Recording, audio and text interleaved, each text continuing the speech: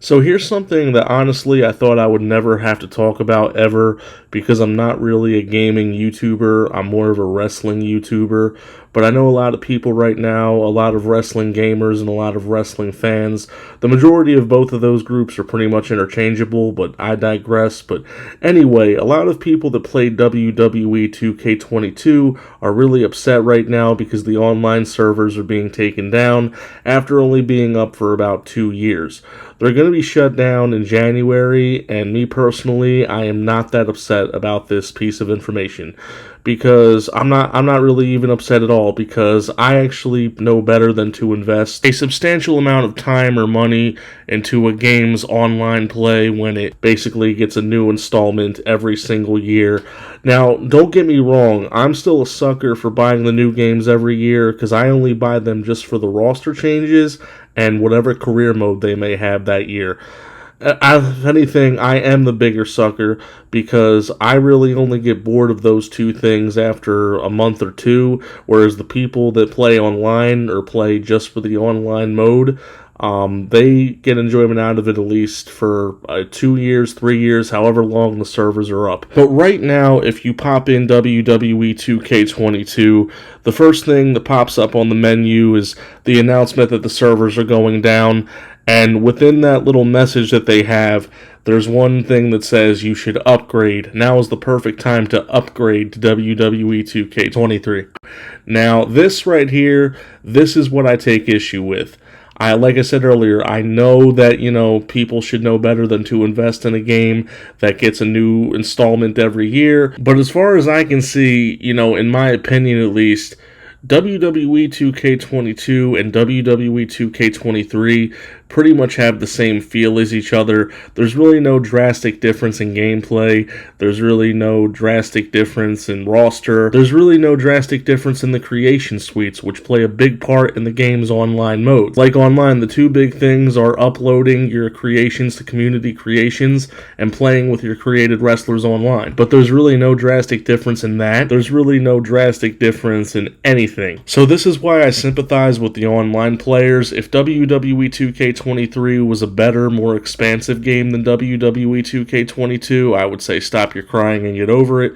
But like I said, it's basically the same game. If anything, WWE 2K22 is better. But really though, how many changes do you think there were going to be when there's only a year's worth of time difference between WWE 2K22 and WWE 2K23? That's something I'm going to get into later. And as I said earlier in the video, I am not a gaming YouTuber, so maybe I'm a little bit out of my realm talking about things like this. But here's the thing, one thing I do know as someone who does play video games is that a lot of companies get a lot of heat for keeping their online servers as long as they can in lieu of not releasing new games and just milking people with microtransactions and so on and so forth. But here's the thing.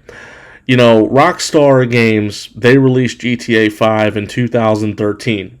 And one big critique about GTA 5 is that the online servers have been up for 10 years now, and even though people do play the online, what they really want is Grand Theft Auto 6. Now, you can say what you will about Rockstar Games and any other greedy game corporation that may be out there, but at the very least, the servers for their game are up, and people can still play it and get their money's worth, and they will be able to do so for the foreseeable future until Grand Theft Auto 6 comes out.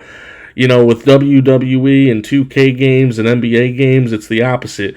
People get a game and they don't really even get a chance to enjoy the online. They just get bombarded with the next game that they didn't even want yet. And you know what? We partially share the blame for this because even though we know it's planned obsolescence and we're just falling into their trap, we still go out every year, buy the latest WWE 2K game, give the company money, and then have the balls to complain how the game is pretty much the same, and when we knew it was going to be the same because there's only been a year since the last game came out, so how many changes do you think there are actually going to be? And there's this YouTuber, Mutahar, who goes by the name Some Ordinary Gamers. If you are into gaming YouTubers, you probably know who he is, but he actually summed this up pretty well in one of his most recent videos, made a really great point about wrestling gamers and sports gamers in general. Let me just play the clip.